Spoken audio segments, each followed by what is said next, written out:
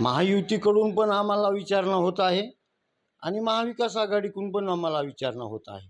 परंतु मी मगाशी सांगितलं तसं जर आमचे प्रस्ताव त्यांना योग्य वाटत असतील, मंजूर झाले तर आम्ही त्यापैकी विचार करू शकतो आणि या 4-5 दिवसामध्ये आम्ही आमचा निर्णय देऊ शकतो. सध्या तुमचा पाठिंबा कोणालाच नाही? सध्या माझा पाठिंबा जय शिवसंग्रामचा पाठिंबा ही महाराष्ट्रात कुठल्याही मतदारसंघात वैयक्तिक जर झाला तर पूर्ण महाराष्ट्रभर त्या महायुती किंवा महाविकास आघाडीबरोबर राहीन, परंतु वैयक्तिक कुणालाही पाठिंबा राहणार नाही.